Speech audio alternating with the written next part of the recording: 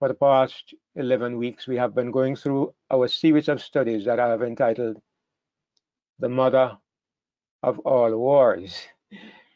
My daughter Annalie was reminding me that some time ago, Brother Frederick had done a sermon by that name.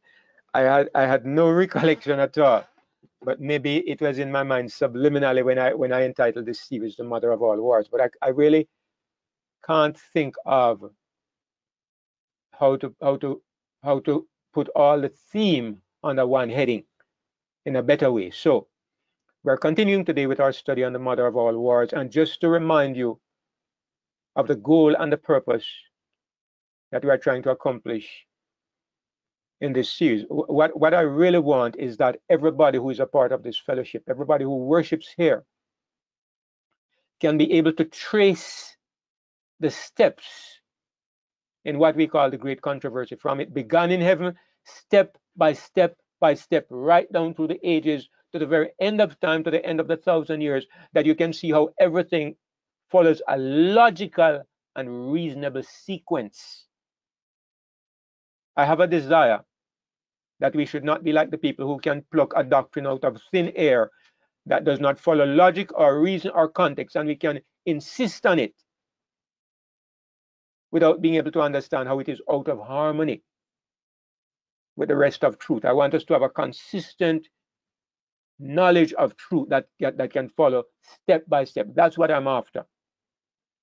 I believe that once we can see that bigger picture, it will be much harder to move us from that foundation, much harder.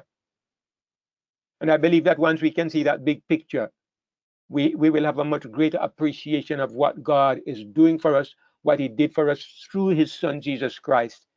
And so, of course, it means that we will be far better prepared to engage in the battle that is taking place. All of these things, that's what I want.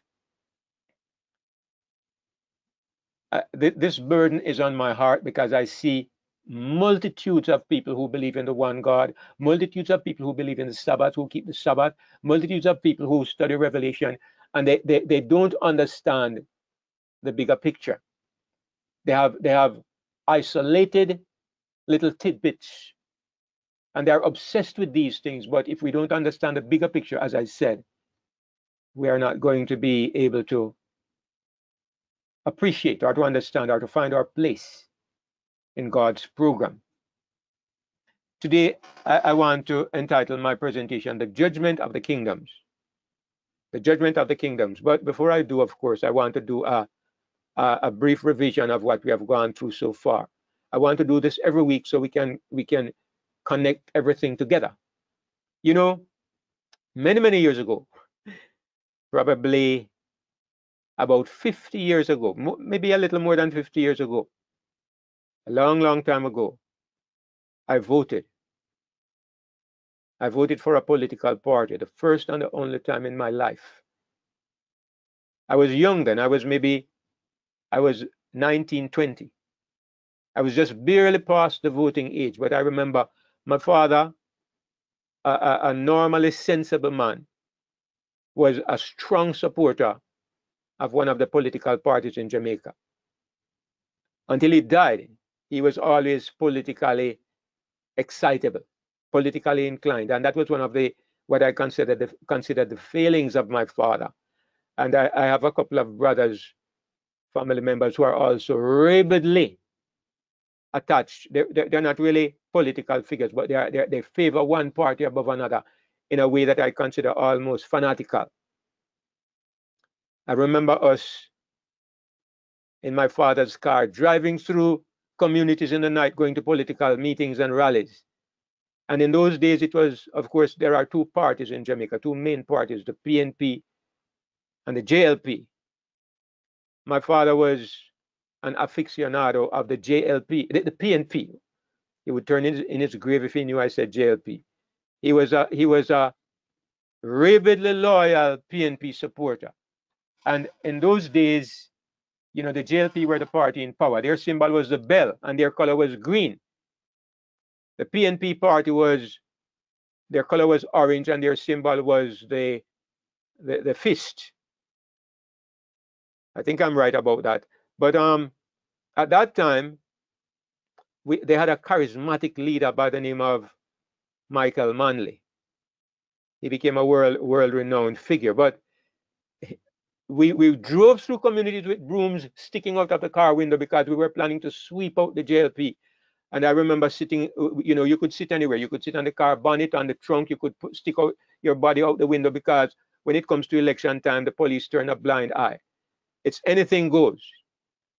I remember driving through communities with our fists sticking out the window saying, power, power, and sweep them out. And, they even had popular songs made to support the parties. That's the only time I ever voted in my life. Because by the time the next election came around, I was converted. I had found Christ and I gave my life to him. And I rapidly learned the folly and nonsense that is involved in supporting political parties. I learned that it was simply a matter of the devil or the deep blue sea. It was a matter of supporting one losing system against another losing system. And I was too focused on better things to be involved in that anymore.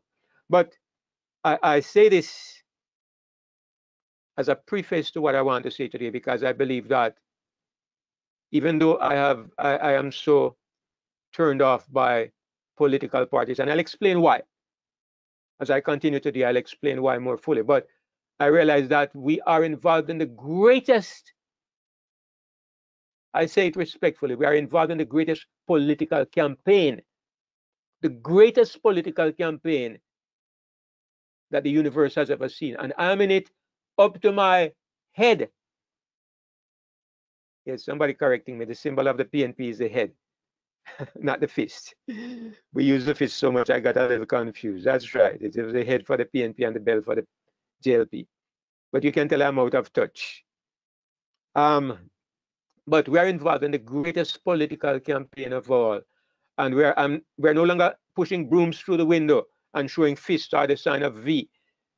But we are very much involved, and every one of us who is a conscious member of the kingdom of Christ is involved in this great campaign to defend our government, our party. It's very real, and it's very, in a sense, it is similar to some of the things that we are involved in politics down here in this world. The problem is that worldly politics is very often focused on the charisma of the leader or the loyalty of my parents. Jamaica is very tribal in this respect, very tribal.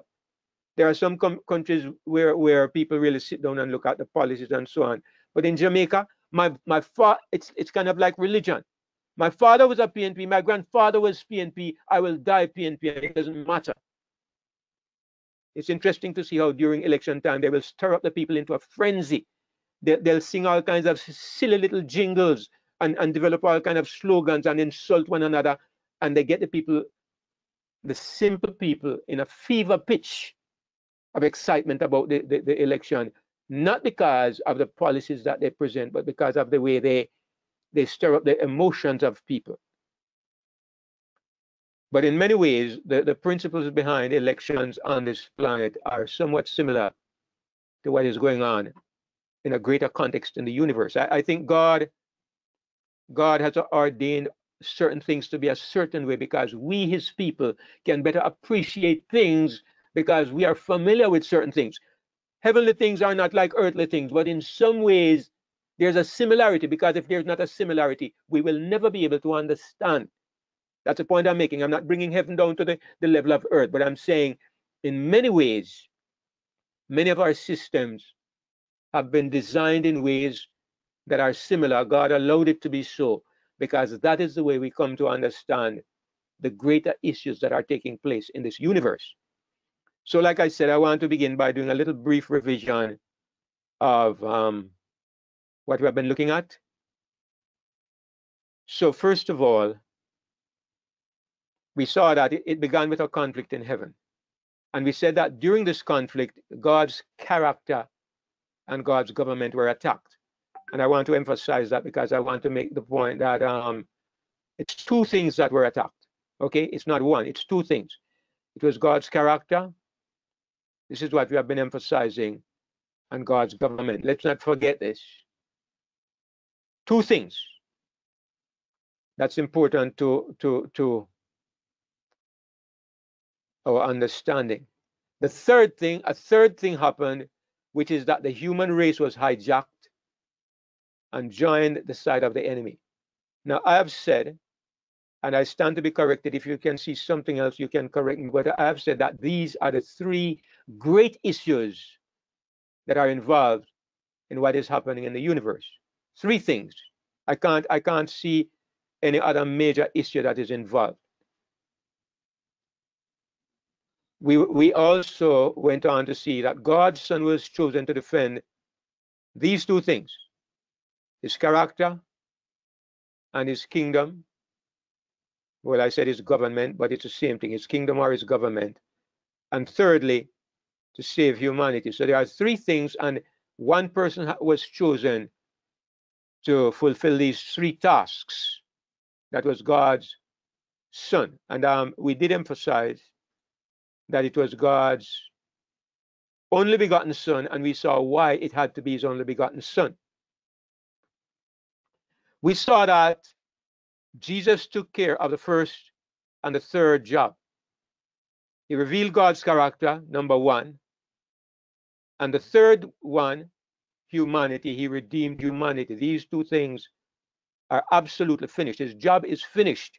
And we saw where he said, I have finished the work that you gave me to do. And he says, it is finished, both regarding these two jobs. But we went on to see that there is still one remaining job. So he was raised from the dead, and he was made Lord of all, because this was necessary in order to finish the final job. And if you look at it, you see that the final job was God's government has not yet been vindicated. Satan's attack upon God's government. This question is not settled. This one is done. This one is done. But this one, the vindication of the government or the kingdom, is not yet accomplished. To do this, he has to be made Lord of all. And he has to be made Lord of all as a victorious human being. It was not as God that he was glorified. It was as man. He was raised from the dead as the last Adam. And it was in this identity that he was made Lord of the universe. And it is in this identity that he's going to do his final job of vindicating God's government, which is what I have here. His final job, vindicate God's government. Job number two, not yet accomplished. To vindicate this government, we saw last week that he needs a kingdom. You can't vindicate or you can't reveal God's government unless you have a kingdom.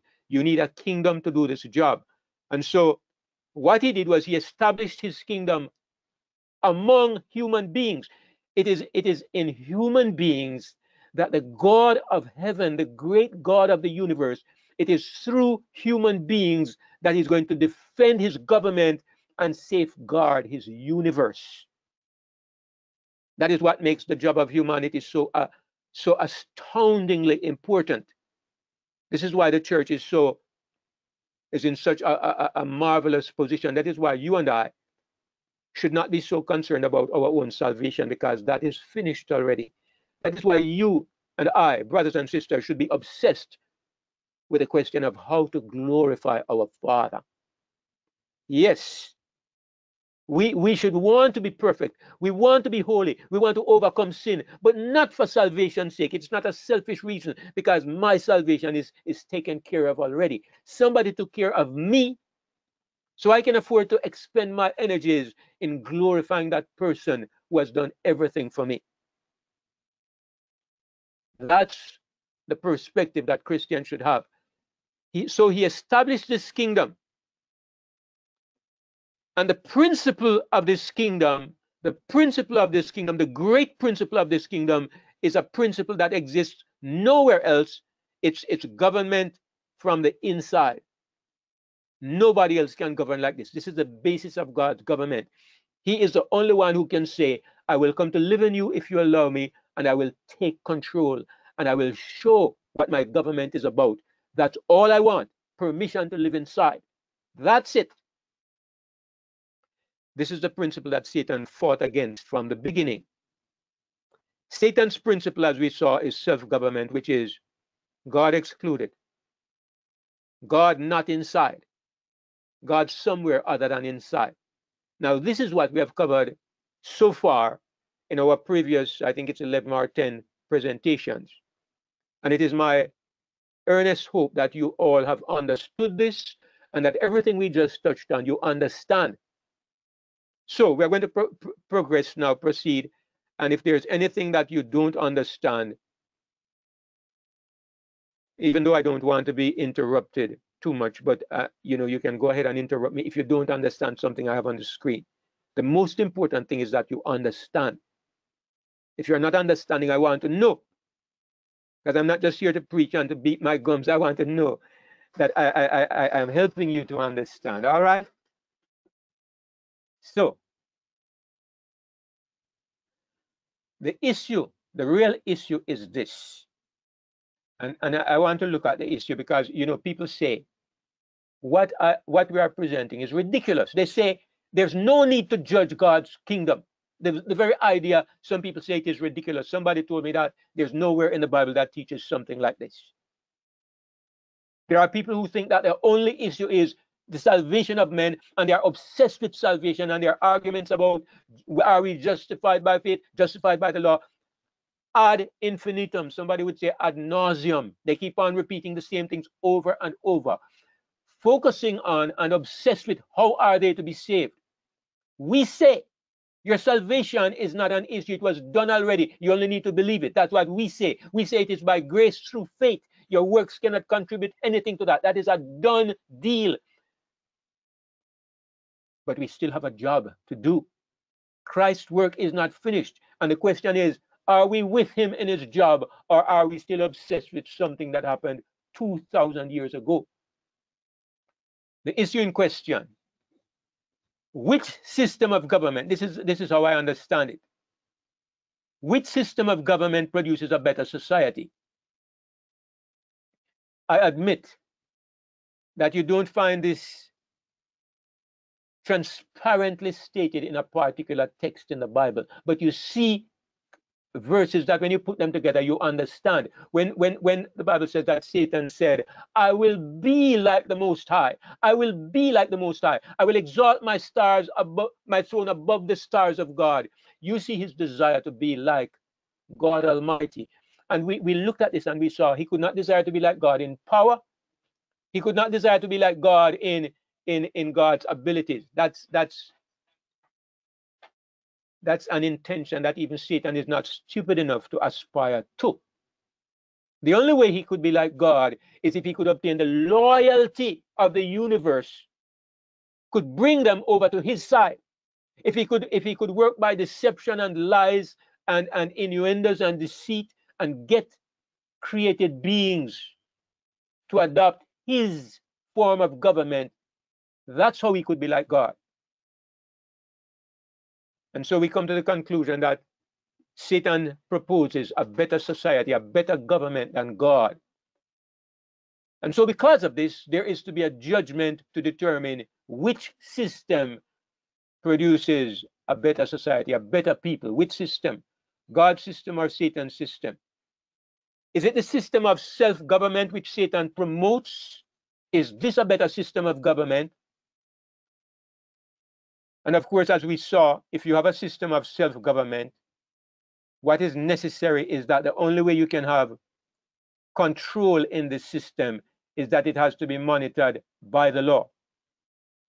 Why? Because when everybody is looking after himself, looking out for himself, the result is going to be anarchy. I'll tell you something. I was born into a family. I grew up in a family with 10 children. Well, by the time the last 5 came, I was pretty much, or by the time the last 3 came, yeah, the last 3. The first 7 were in rapid succession. Then there was a little break. But by the time the last 3 came, I was a little older. But I grew up in a family with 5 boys were born, 1 every year to my mother and father, the first 7 years of their marriage. The longest gap between us was like maybe a year and a half. So Arlie, Tony, David, Don, Charles, all born between 1950 and 1955. Yeah, that was it. Charles was born like 55 and Arlie born 1950. So it was rapid. And look here, we were so close together. We were always fighting. We were always we loved each other, but we were boys and we fought, man. We fought all the time. Sometimes three of us fighting together, and we were always rivaling one another. And Daddy and Mama had their hands full. Mama's way was she believed that the simplest way was to do like the old woman who lived in the shoe, beat them all soundly and send them off to bed. Daddy would take the time and try each case and stick to principles. But I'll tell you what, we needed monitoring. We needed monitoring. We got into all kinds of mischief. Some of the things I won't repeat. But anyway, the reason is because every one of us was after himself. Because we were born that way. That's the nature. You think of yourself. I mean, I'm tempted to give some of the stories, but I'll let them pass. But in the system where self is governing, you have to be monitored. You have to have a rule. You have to be watched. Satan's system of government, self-government, necessitates external law to watch you. It necessitates a policeman. It necessitates outside government because self only looks after its own interest. That's the principle of Satan's system of government. It is self-centered rulership. And in that system, when you have a society, if you alone live, that's fine. But when you live in a society, you have to have the rule of law because the principle of Satan's government is every man for himself. That's Satan's principle. Or is it the system of Christ governing from within? By permission. Christ takes control, yes, but remember it is by permission. It is not by forced entry. It's not a dictatorship. It is by our permission, but he says, I will live through you. Which of these systems of government produces the best kind of society? That is the question. So, hopefully we will treat this differently than how you treat Trump and Biden, Democrat and Republican and PNP and JLP. Hopefully we will look at issues. This two-party system, if I may respectfully refer to it that way, is to be judged not by God, because in a sense you have to understand God is one of the candidates. God is one of the candidates. We are vying for the loyalty of the universe. We are vying for the judgment of the universe, God and Satan. Some people will listen to this and think that's ridiculous. Where do you get this idea from? I'm always wanting to respond to that question because I am thinking, how do people outside of our circles who might watch this on YouTube, how do they respond to this idea? Because we have a background. We have been coming from some distance past, and so everything is fitting together. But somebody who is seeing this for the first time, the idea of God being judged sounds really silly to them. But you have to understand, you ask yourself the question, why are we still here? Why is Satan still alive? Why has God permitted evil to continue? It is because there are issues that are not settled. And you can't say they are not settled in God's mind. God knows everything. If God were the only person to be considered, there is no need of a judgment. There's no need of letting things continue. You should have ended the sin problem 2,000 years ago. Satan should have been destroyed. We should all have been in paradise 2,000 years ago. Why are we still here? So it is clear, brothers and sisters, what is going on in the universe is not based on force of might. There are other issues. God and God's kingdom are being judged. That's what we have been trying to say, but I have to reinforce it. Now, another important point I want to make, I put something on the board that I know on the screen. I know it's going to be provocative. I guess I deliberately put something provoking because I want us to get the idea. This is maybe the belief of 99% of Sabbath keepers, well, Seventh-day Adventists, and a lot of Seventh-day Church of God people. I don't think the Jews care at all, nor have anything to do with this. But what Adventists say is that the issue is the version of the law. What is important is the version of the law. They say that the great contest in the universe concerns the law. So your version of the law is different than my version of the law, or what I would refer to as the Bible version of the law. You give me a different version of the law, and they say this is the great issue before the universe. I disagree. I respectfully, well, even disrespectfully, I disagree. It's not about the whole universe does not hang on the question of what version of the law are you favoring. This is what people believe, that the entire destiny of the universe depends upon what version of the law are you using. That's what they say. What we have been understanding, it is not which version of the law, it is who governs you. That is why some people will have the wrong version of the law and they will still be saved. Nobody here can deny that. Nobody in the world denies that. Some people will have the wrong version of the law and they will still be saved. But nobody can be saved if you have the wrong governor. If self is your God, you will die, and you will die forever. And if Christ is your governor, even if you get some details of the law wrong, you will live forever. It's the question of who governs and rules your life. You can say, who do you worship? Who's your Lord? Yes, but I want to put it in the context of the two kingdoms, and that's why I say it is which governor? Who obtains your vote? Me or Christ? And I'm very, very careful, brothers and sisters, that we should understand it is not Satan. It is not Satan. It's not Satan versus Christ. No, that's not the question. It's self versus Christ. It's self versus Christ. Because a lot of people might take comfort in the fact that I don't worship Satan. I hate Satan. I despise Satan. But you know who? You know who people don't despise and hate and run away from? Self. The enemy of Christ is self. More than Satan is an enemy of Christ. Self is the real danger.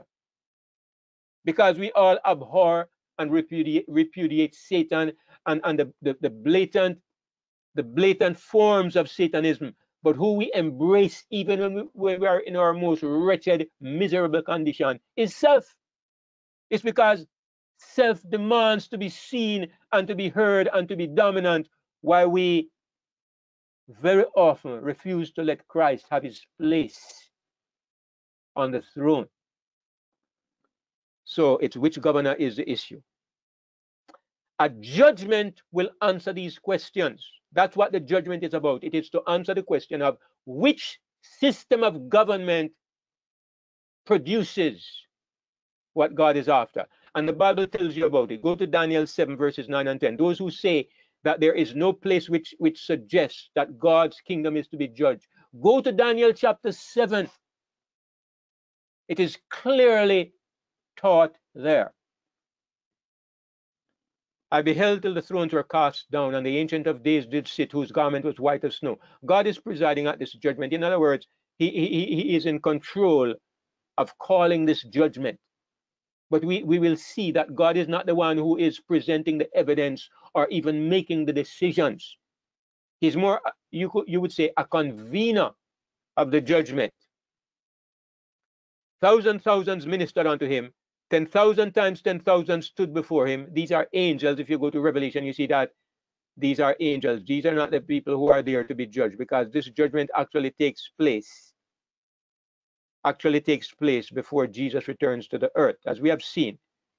Those who have been studying in our Revelation classes, you know this very well. All right.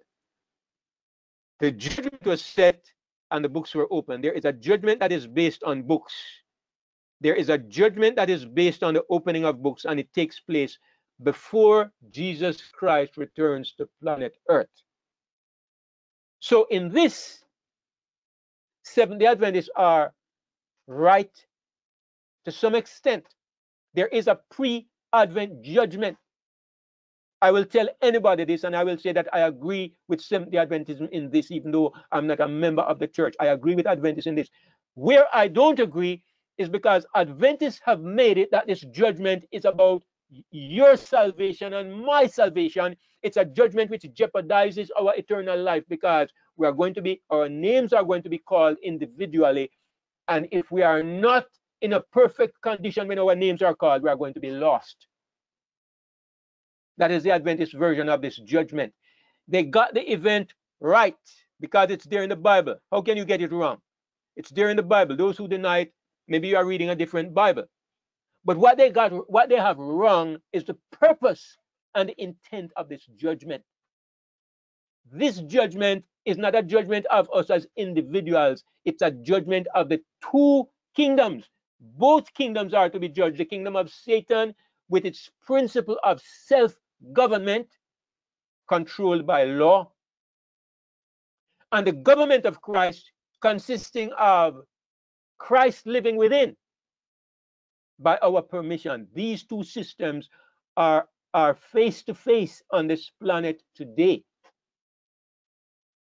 And the judgment is to determine which of these systems is to produce the best kind of society. Now, let me just point out something else. Let me say something else. You know that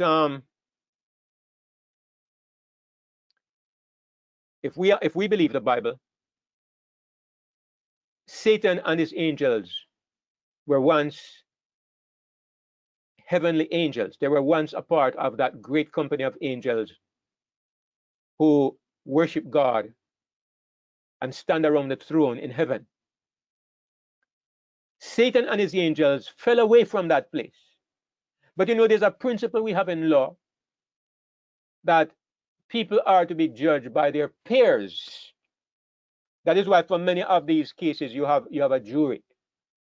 The judge alone doesn't sit there and make decisions. The jury decides whether or not a person is innocent or guilty, and then the judge passes the sentence. But it's not the judge in most cases, especially if it's a serious issue. The judge is not the one who makes the decision whether guilty or not.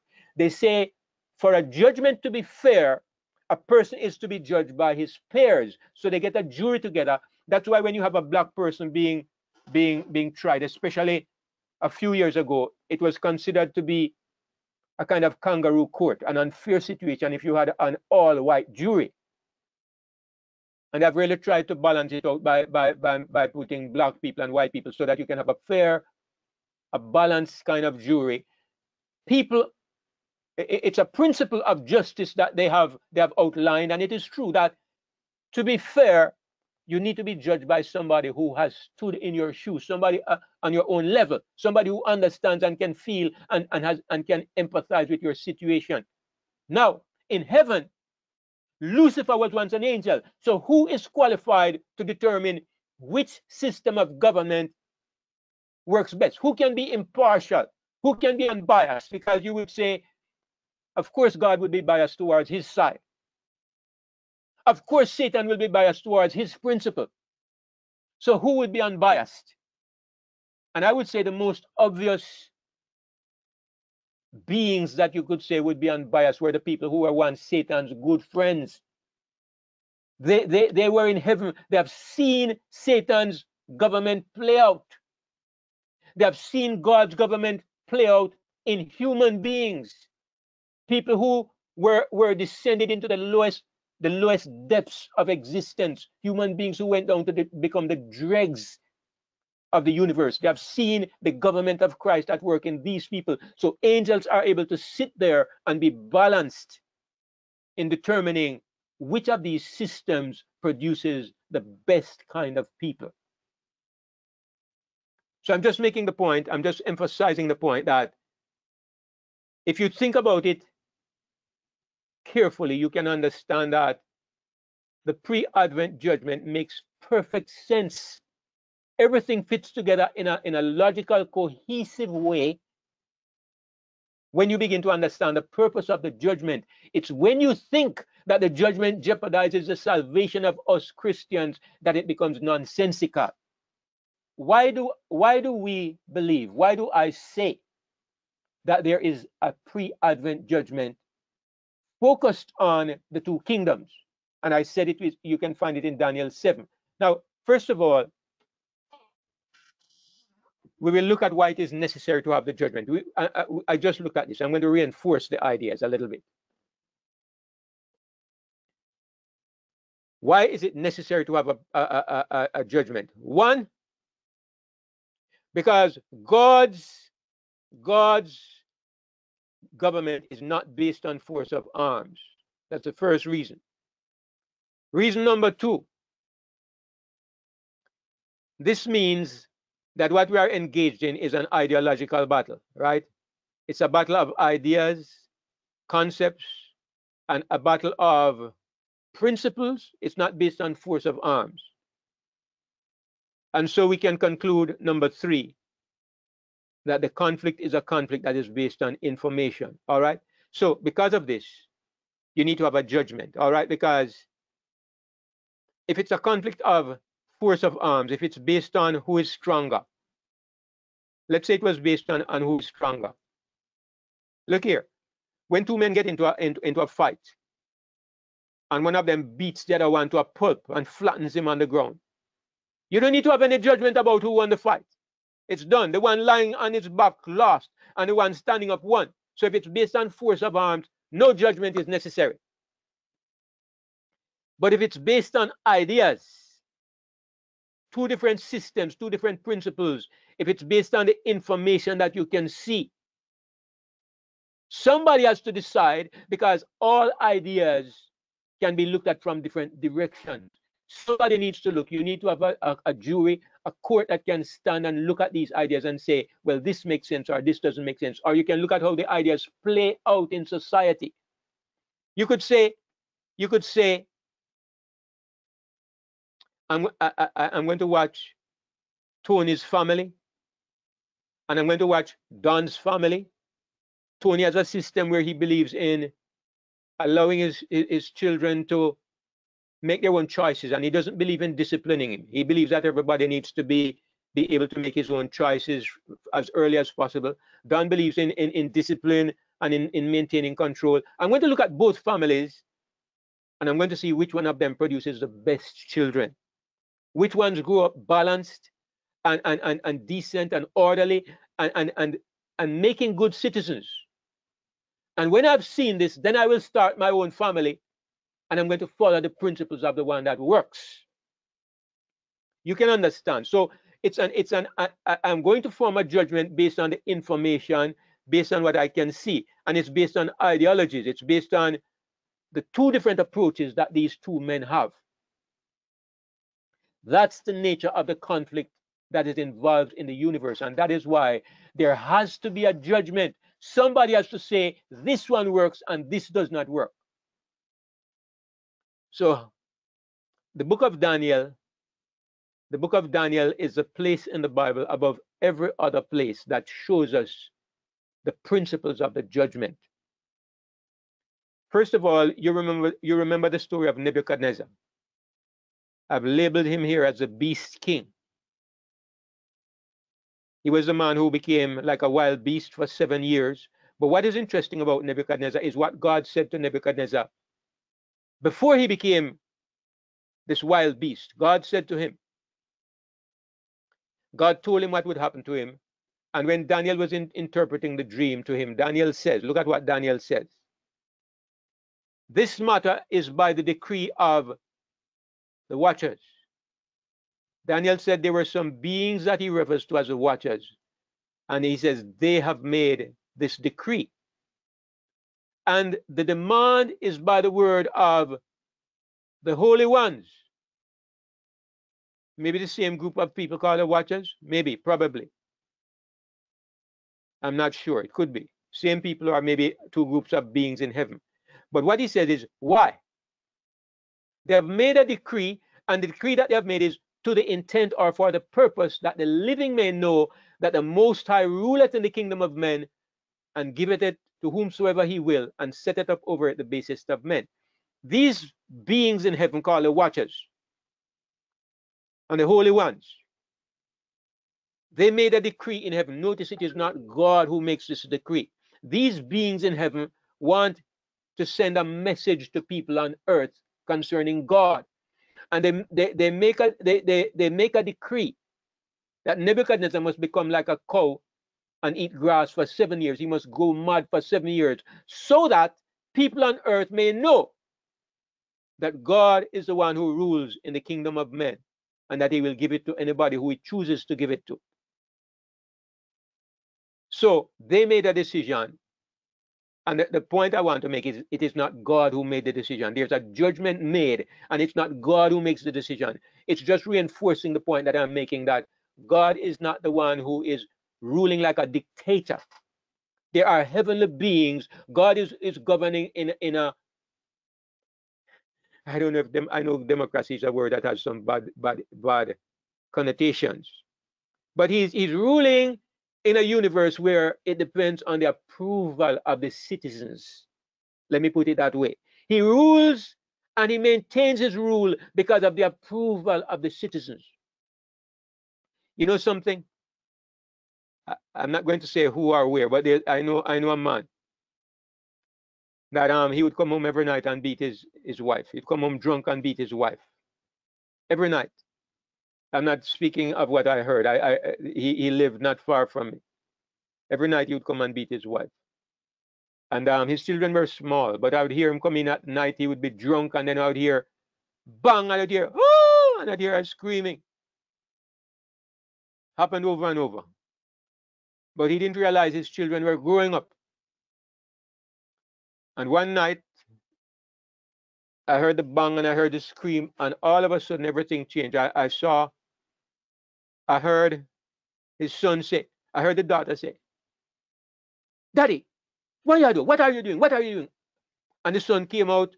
I didn't see them, but I believe he had some kind of weapon, and he said, "If you're bad, touch her again. If you're bad, touch her again."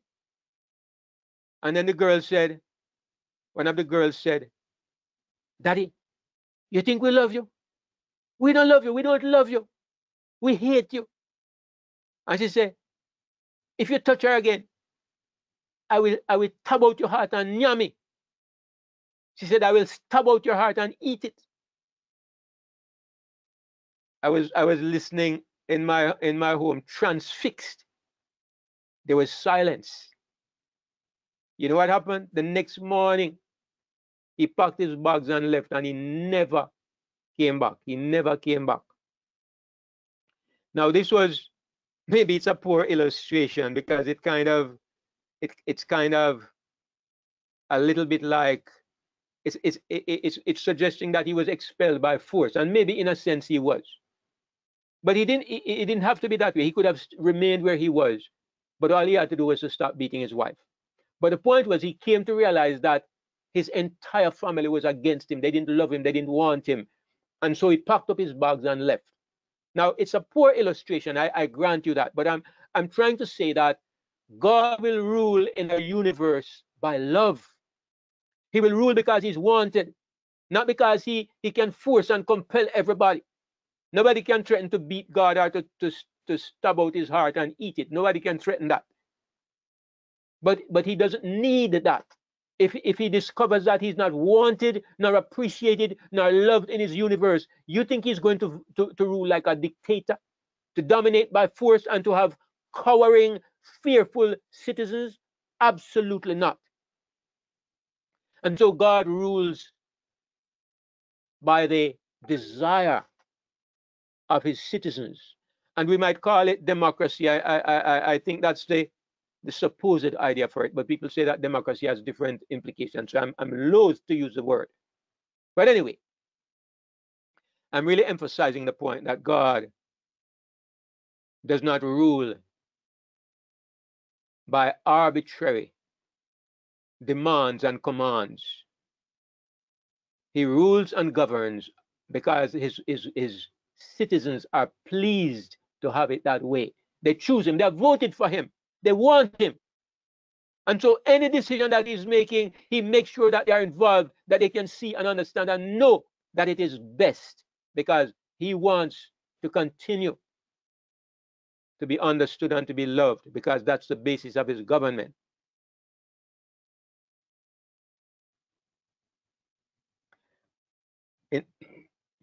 In the book of Daniel, again, you have another instance where you see judgment clearly illustrated. And I believe that there is a reason why you have these two stories in the book of Daniel, because the theme of the book of Daniel is judgment. That's one of the underlying themes. And God wants us to understand how the judgment takes place, and that is why these stories are there. We can learn a lot from reading the story of Nebuchadnezzar's madness, and here again the story of Belshazzar.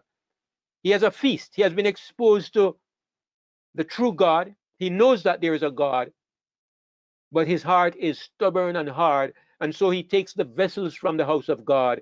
He has a big feast, and he glorifies the God of wood and silver and stone and iron and all these gods, and brass, and he's worshiping these gods. And while he's doing it, it says in Daniel 5 verses 5 and 6, in the same hour came forth fingers of a man's hand and wrote over against the candlestick upon the plaster of the wall of the king's palace.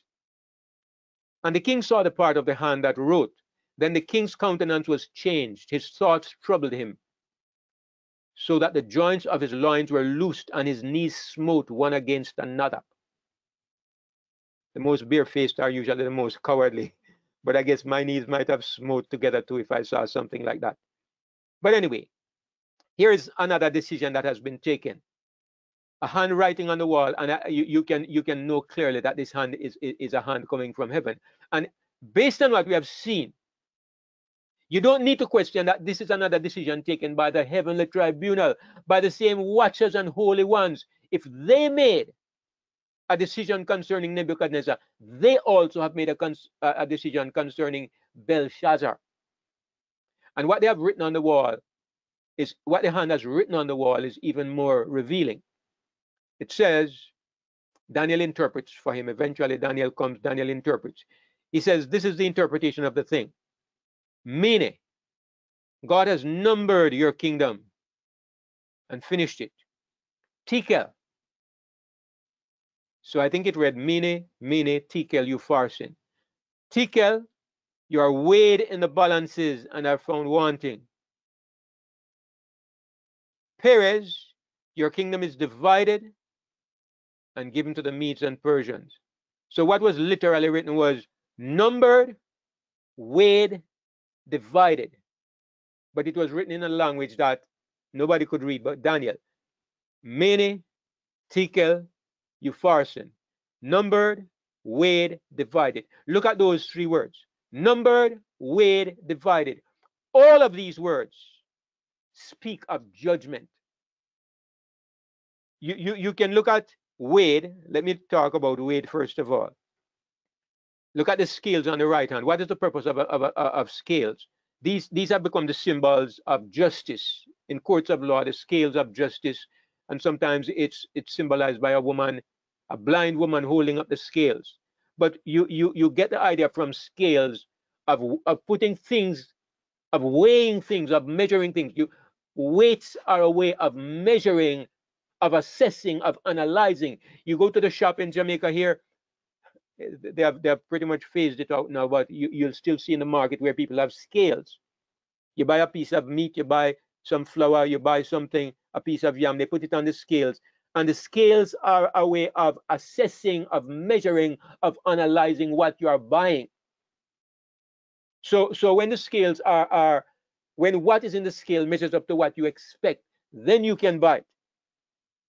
It's a way of assessing. God is saying to the Babylonians, to Belshazzar, I have measured your kingdom. I have analyzed your kingdom. I have assessed your kingdom. At least it is heaven that is saying this. Not even God personally, but heaven has made this decision. And the consequence is the judgment has come that your kingdom is to be divided and given to the Medes and Persians. Your kingdom is to be taken from you, divided, split up, broken up, and given to the Medes and the Persians. But before this happens, Babylon is weighed. Belshazzar's kingdom is weighed, it's analyzed and assessed. And it also says numbered. Now, it was not until I was studying this that I got a better understanding of what numbers mean in these prophecies. God says, I've numbered your kingdom. Really, it's very simple. But initially, because we are looking for maybe something deep and profound, we don't see it. But it's just simple and superficial. When you assign a number to anything, when you number anything, you are giving it a value. When you are in the classroom and the teacher gives you 80 out of 100, he has assessed and evaluated your work. The number signifies a value that is placed upon your work. When you get a value of 20 out of 100, you are depressed, you are gloomy, because it says that your worth is not worth much. Your work is not worth much. You have failed. A number is a symbol of a judgment that is made concerning you. And that's exactly when you look at the dictionary, the Oxford English Dictionary says, when it says that you have someone's number. I've got your number. I have someone's number. It means to make an accurate assessment of a person's true character. Absolutely, you can be sure that's what God meant when he says, I have numbered your kingdom. I have made an accurate assessment of your true character. They judged Babylon. They analyzed Babylon, and Babylon fell short of the mark. They weighed Babylon, and it fell short of the mark, and it was sentenced that night that the kingdom would be given to the Medes and the Persians. Same thing it says in the dictionary of phrase and fable. It means to have someone's number, to understand them closely, to have an insight into their thoughts, their actions, and their character. So, the other important thing I want to get at, and I'm going to stop before too long, I realize that I've just about come to the end of my time. But when you look at the book of Daniel, in Daniel chapter 7, Daniel has a vision of 4 great beasts coming up out of the sea. And it always, for many years, it was my habit to refer to the 4 kingdoms of Daniel 7, 4 kingdoms of Daniel 7. Because there was the lion, the bear, the leopard, and the great and terrible beast. There are 4 of them. 1, 2, 3. There are 4 of them. So we always refer to the 4 beasts of Daniel 4. But in studying this, I came to see very clearly that I was mistaken in referring to 4 kingdoms, because there are actually 5 kingdoms, as we will see in a moment. Once you understand that, it helps to understand what is going on in Daniel 7. Now, the 4th beast, it says, was exceedingly terrible, strong exceedingly, had great iron teeth, and so on. This is not my point today. I won't dwell on this too much. But let's go on to what happens next. It says, now this is what happens. Daniel sees 4 beasts. Then he tells you what the 4th beast is like. Then he says, I beheld till the thrones were set in place, cast down, better translated as set in place. And the Ancient of Days did sit, that is God who is sitting. As I said, God is presiding. He's not the one making the decisions, but he's presiding. He convenes the judgment. His garment was white as snow, the hair of his head like the pure wool. That's clearly the Lord God Almighty. Thousands ministered unto him, 10,000 times 10,000 stand before him. The judgment was set and the books were opened. This is a judgment that is based on the opening of books, and it's not the judgment at the end of the 1,000 years. It's a judgment before Jesus returns. We know. How do we know? Because it says, I beheld then.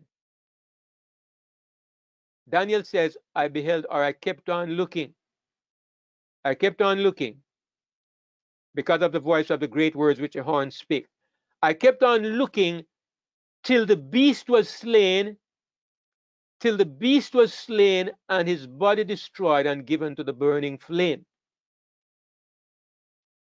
I better just, the beast was slain, his body destroyed and given to the burning flame. Now, there are people who say that this takes place at the end of the 1,000 years. After 1,000 years, we have been in heaven 1,000 years, then the beast is destroyed. Not true.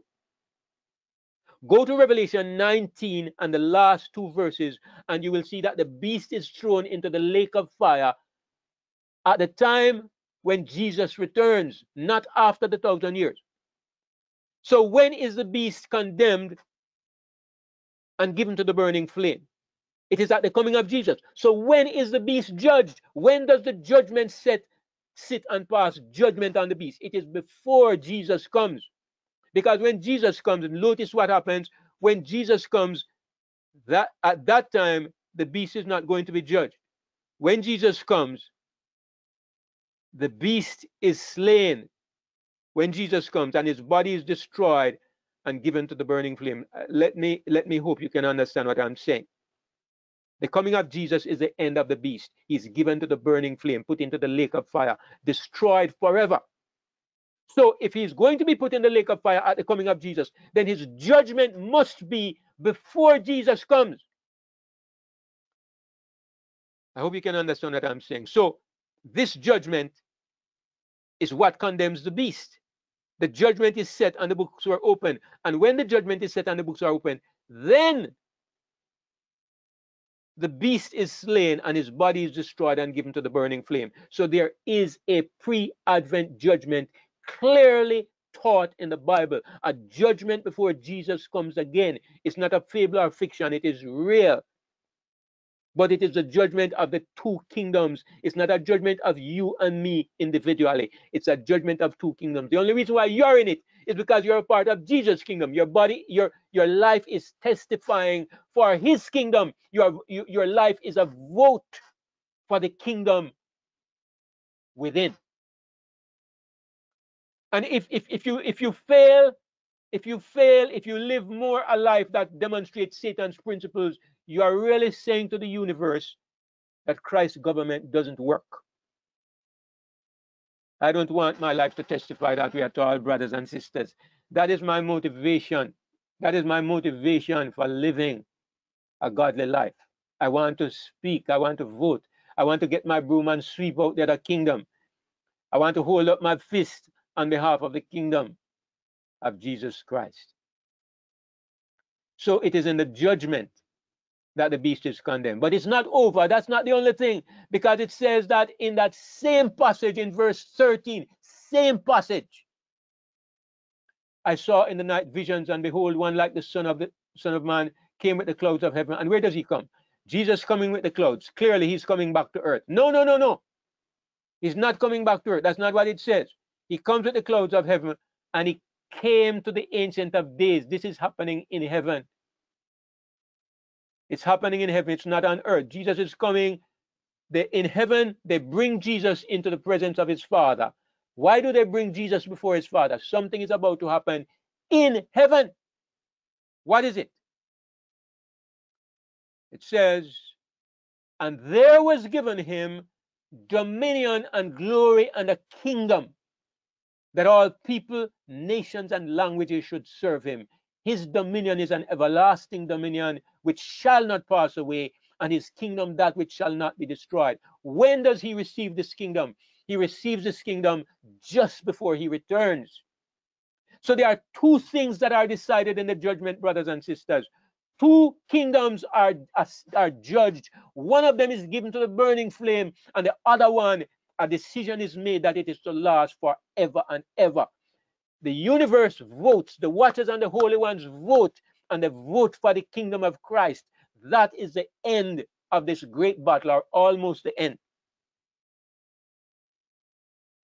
If you think I'm making this up, you show me where.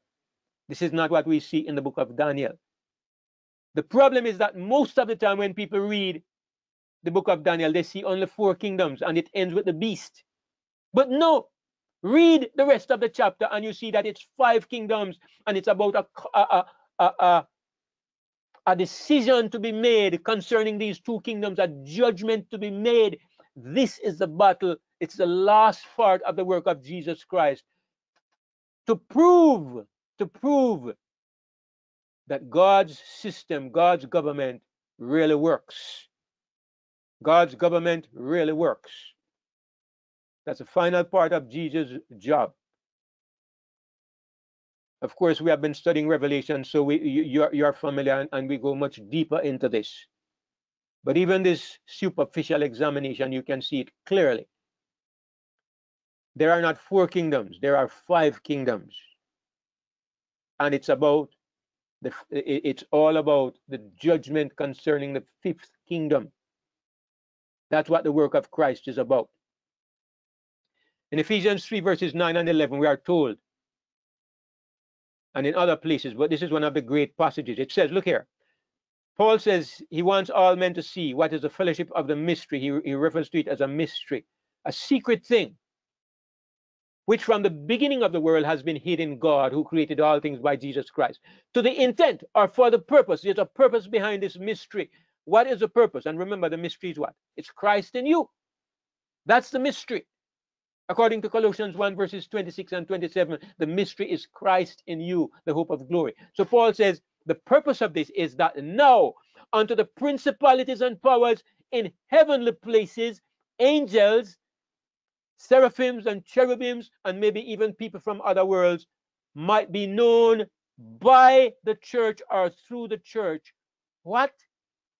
The manifold wisdom of God, the many-sided wisdom of God, the efficacy of the government of God. The wisdom of God is to be known to heavenly beings. How? By the church. Wow. Wow and wow and wow. My God, if only we could not only hear, but understand to the fullest degree, and to believe and embrace to the fullest degree what we see in this verse. What an amazing purpose before you and me, brothers and sisters. What an amazing plan by our God. Amen. Hallelujah.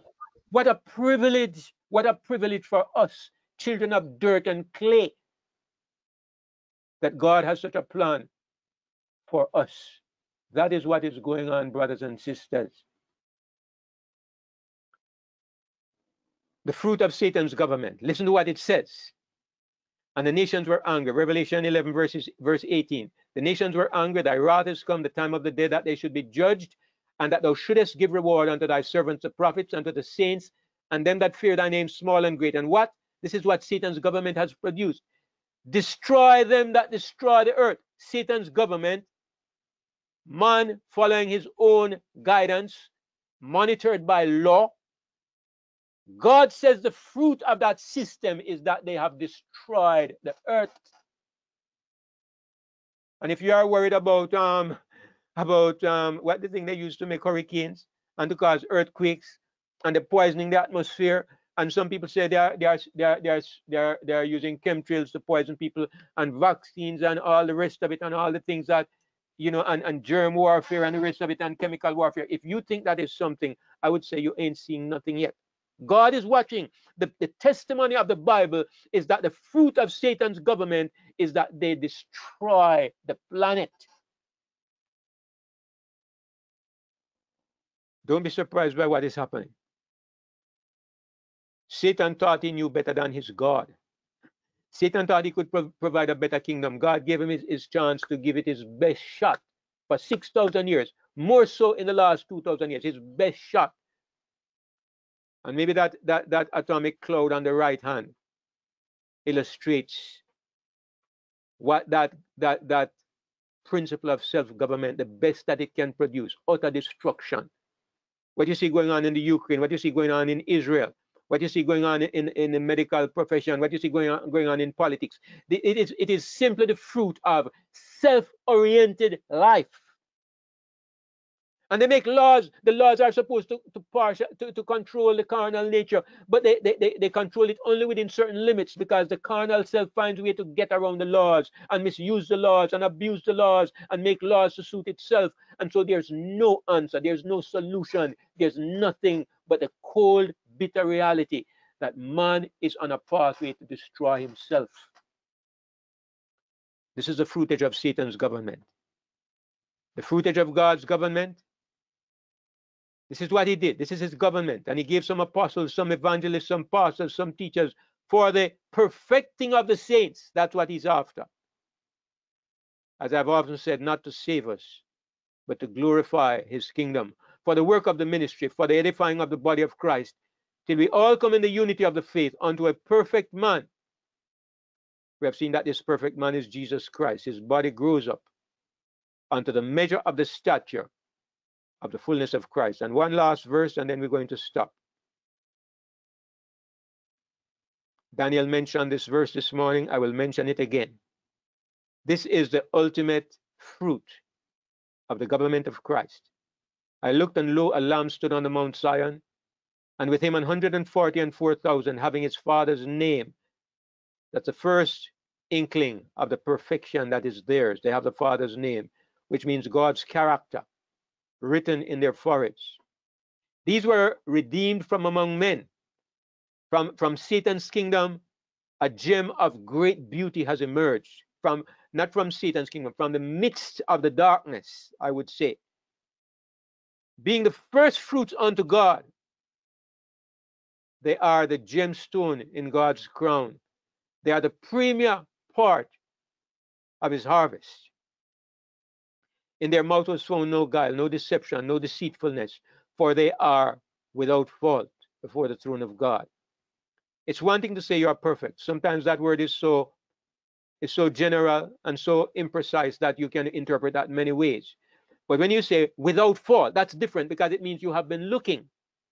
It means you have examined, and you have been trying to find a way to say something was wrong. You can't find fault.